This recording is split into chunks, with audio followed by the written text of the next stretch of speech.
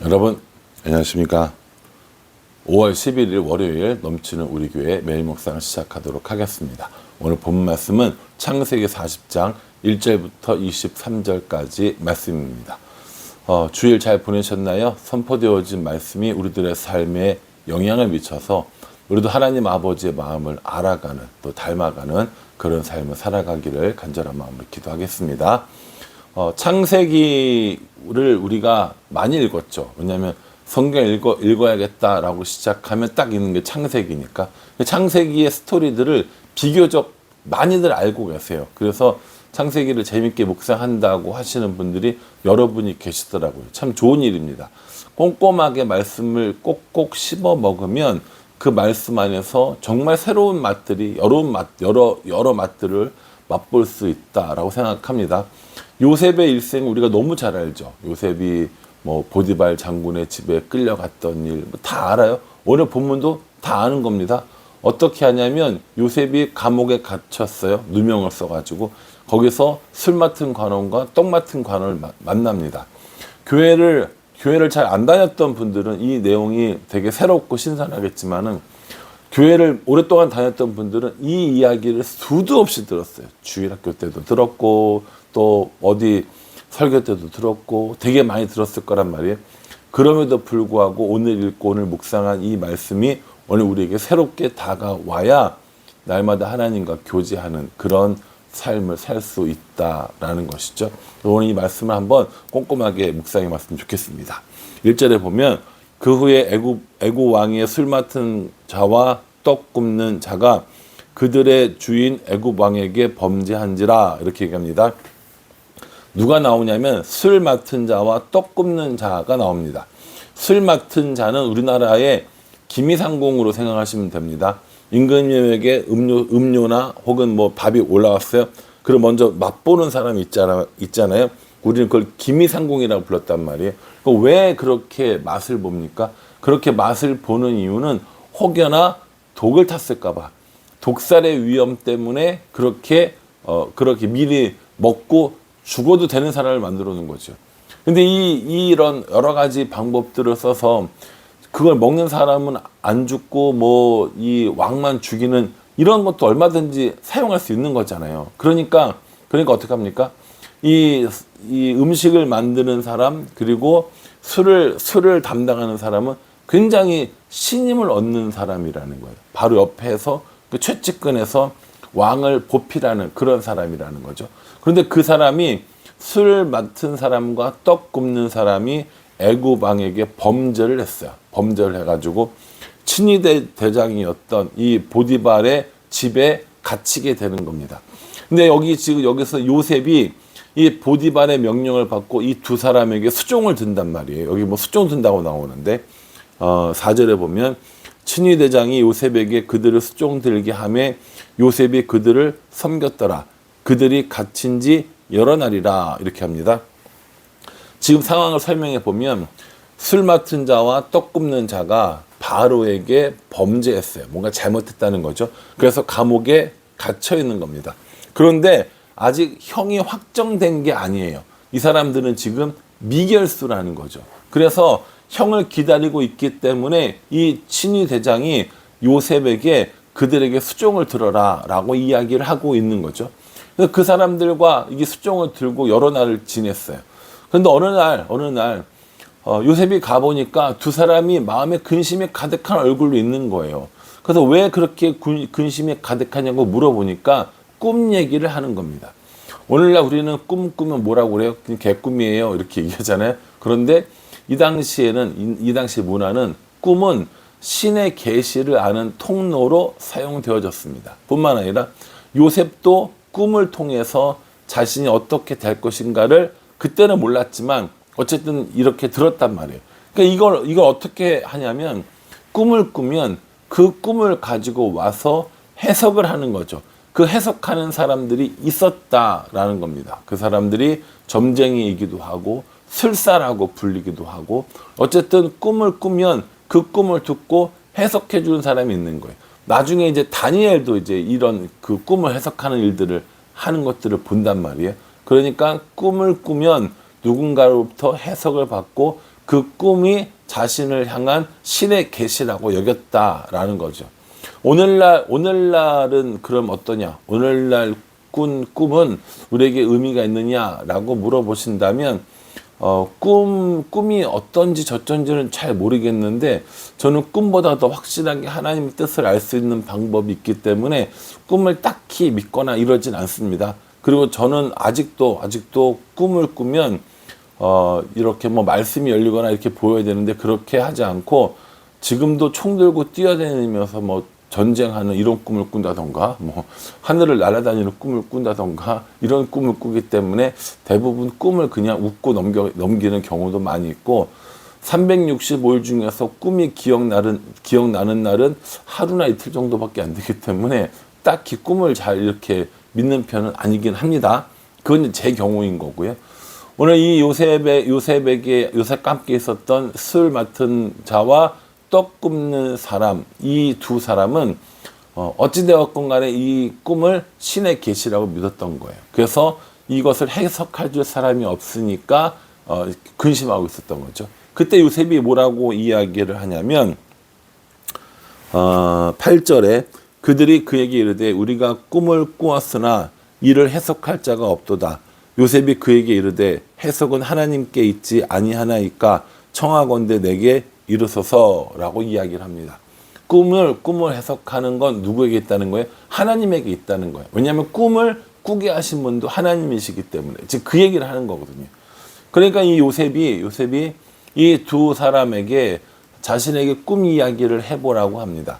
이 꿈 이야기는 같은 듯 다른 두 개의 스토리로 진행되어집니다. 하나는 술 맡은 자의 꿈은 자기가 이 포도 가지를 가지고 포도나무가 있는데 그 포도나무가 있는데 세 가지가 있고 싹이 피고 포도송이가 열려서 그걸로 이 술을 만들어 가지고 바로에게 드렸는데 바로가 그걸 마신 거예요. 이 꿈이 이제 그 술 맡은 자의 꿈이고, 또 하나는 이 떡 굽는 사람은 세 광주리가 있는데 그 이렇게 광주리 안에 바로를 위해서 만든 음식이 있는데 그 음식을 새들이 와서 내 머리 위에 광주리에서 먹더라, 이렇게 얘기하는 겁니다. 술을 마신 바로, 그리고 떡 굽는 자가 이렇게 구웠던 음식을 새들이 먹는 이 꿈을 꿨다는 거죠. 일단 기본적으로 여러분들 딱 꿈을 들었을 때 누구 꿈이 좋아 보여요. 그렇죠? 되게 뭐라 그러죠? 길몽이라고 그러죠. 길몽. 좋은 꿈을 꾼 건 술 맡은 사람이고, 흉몽을 꾼 건 누굽니까? 떡 맡은 사람이, 떡 굽는 사람이 꾼 건 흉몽인 거잖아요. 나쁜 꿈이라는 거예요. 이 이야기를 듣고 이 요셉이 해석을 해줍니다. 세 가지와 세 광주리는 기본적으로 3일을 말하는 겁니다. 라고 하면서 3일 뒤에 일어날 일들을 이야기해 주는 거죠. 그러면서 술 맡은 관원에게 당신은 이제 바로에게 의해서 복권될 것이고 다시 위치를 확인할 것이고, 떡 굽는 당신은 이제 죽게 될 것입니다. 라고 이야기를 해요. 그리고 3일이 돼서 정말 이 술 맡은 자는 회복이 되어지고 복권이 되고, 떡 맡은 사람은 죽게 되는 겁니다. 이 요셉의 입장에서는 굉장히 이 애굽의 고위 관료를 알게 되는 경우인 거잖아요. 그래서 술 맡은 관원에게 뭐라고 이야기하냐면, 나 지금 여기 억울하게 갇혀 있는데 여기서 풀려나가면 바로에게 이야기를 해서 나의 이 억울함을 좀 풀어주시고 내가 다시 고향으로 돌아갈 수 있도록 해주세요 라고 이야기를 했다라는 거죠. 여러분, 그 술 맡은 자가 이것에 대해서 뭐라고 얘기했을 것 같으세요? 야, 그 얘기 왜 나한테 해? 내가 널 꼭 기억해야 돼? 이렇게 했을 것 같으세요? 아니죠. 좋은 꿈을 해석해 줬는데 왜 그렇게 했겠습니까? 내가 나가면 반드시 널 꺼내줄게. 바로에게 꼭 이야기해 줄게. 걱정하지 마. 아마 이랬을 거라는 거죠. 그런데 성경은 뭐라고 얘기했냐면 23절에 술 맡은 관원장이 요셉을 기억하지 못하고 그를 잊었더라, 이렇게 얘기합니다. 술 맡은 이 관원장은 요셉을 잊어버렸어요. 그리고 어제도 내내 살펴봤는데 하나님께서 이 요셉으로 하여금 형통하게 해주셨잖아요. 그래서 이 노예로 팔려갔지만 가정 총무가 되게 해주시고 또 그 죄수가 됐지만 그 죄수 안에서 감옥을 돌보는 사람이 되게 해줬다고 얘기했습니다. 그러면 이렇게 꿈도 잘 해석을 해주고 하나님께서 해석해 준다는 것을 고백하고 했으면 이제는 좀 회복돼야 되지 않아요? 이제는 좀 이렇게 뭔가 좀 잘 돼야 되지 않아요? 그래야 형통을 이야기하고 복을 이야기하고 은혜를 이야기할 거란 말이에요. 근데 이 일이 있은 후에 얼마 시간이 또 지나가느냐? 2년이라는 시간이 지나갑니다. 이 요셉의 입장에서는 이제 술 맡은 관원장이 복직되었다라는 복권되었다는 얘기를 분명히 들었을 거란 말이에요. 그러니까 얼마나 기대가 됐겠습니까? 아, 이제 드디어 내가 이 감옥에서 풀려나가겠구나.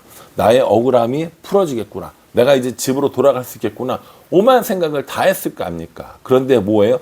그런데 시간이 하루가 지나고 이틀이 지나고 3일이 지나고 1년이 지나고 2년이 다 되도록 아무런 소식이 없는 겁니다. 그러니 아마 요셉은 이 상황을 포기했었겠죠. 아마 술 맡은 관원장을 원망했을지도 모르겠습니다.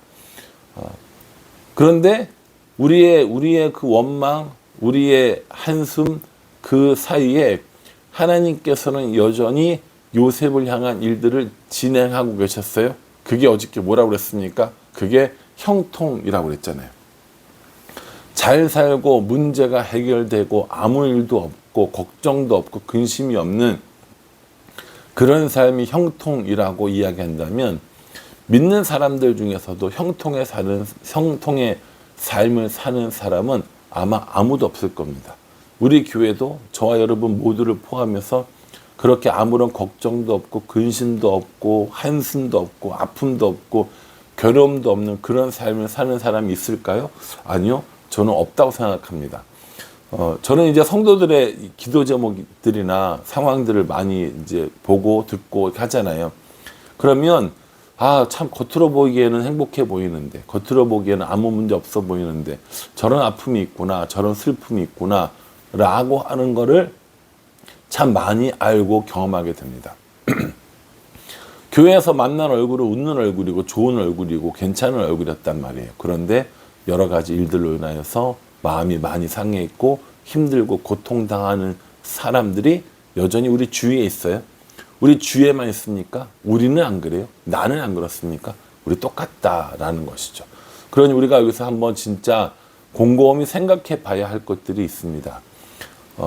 감옥에 있었고 꿈을 해석했음에도 불구하고 그것을 기억해 주지 못하는 이 술 맡은 관원장이 요셉의 입장에서는 얼마든지 원망스러울 수 있었겠지만 여전히 하나님께서는 하나님의 일을 계속해서 진행하고 계셨기 때문에 요셉을 향해서 우리가 형통하다라고 이야기할 수 있다라는 거죠. 저는 오늘 우리에게도 이런 일이 있었으면 좋겠습니다. 우리가 지금 당하는 절망 혹은 슬픔 혹은 한숨과 아픔 가운데서도 하나님께서 여전히 일하고 계시다라는 사실을 믿고 그 하나님과 날마다 동행하는 삶을 살아가는 것.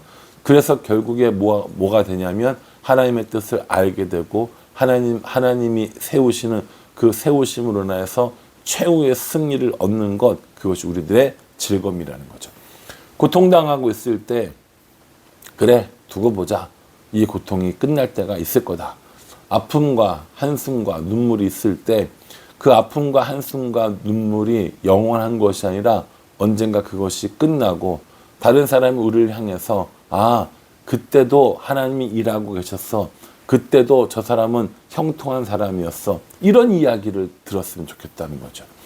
요셉이 뭐 나중에 국무총리가 되고 뭐 간수들 돌보고 이런 스토리를 아는 것도 중요합니다. 그런데 더 중요한 건 뭐냐면 그래서 요셉의 삶 속에서 우리가 뭘 배워야 하는데 그래서 요셉의 삶 속에서 우리가 뭘 알아야 되는데 이게 훨씬 더 중요하다는 거죠. 그렇게 생각해 보면 우리들도 지금 감옥에 갇혀있는 요셉과 같은 신세일지도 모른다라고 어저께 이야기했습니다. 오늘 이 철석같이 믿었던 이 술 맡은 관원장에게 배신당하는 상황 가운데 우리가 있었는지도 모릅니다. 그래서 내가 원망스럽고 삶이 원망스럽고 남이 원망스러운 삶을 살고 있는지도 모릅니다.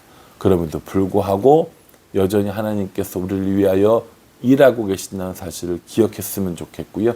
그 하나님 때문에 살고 그 하나님과 동행하면서 이 어려움과 이 슬픔과 이 낭망들을 이겨내는 우리 모두가 되기를 주님의 이름으로 축복합니다. 기도하겠습니다. 하나님, 요셉을 도와줄 수 있는 사람이 생겼습니다. 그런데 그 사람은 새까맣게 요셉의 은혜를 까먹었습니다. 원망될 법한 그런 상황이라고 생각합니다. 그럼에도 불구하고 요셉은 여전히 하나님과 함께 했고 하나님의 형통을 믿고 사랑하는 것을 볼 수 있습니다. 그러니 이런 요셉의 믿음을 우리에게도 허락하여 주셔서 우리도 형통의 삶을 살아가되 내가 볼 때 잘 되는 형통이 아니라 하나님의 계획을 이루는 형통의 삶을 살아갈 수 있도록 도와주시옵소서. 예수님의 이름으로 기도합니다. 아멘. 요셉의 일생을 통해서 우리가 하나님의 은혜를, 하나님의 형통의 방법들을 묵상하고 있는 것 같습니다. 이 요셉에게 주신 은혜를 저와 여러분들도 넘치도록 받을 수 있기를 간절한 마음으로 기도하겠습니다. 감사합니다.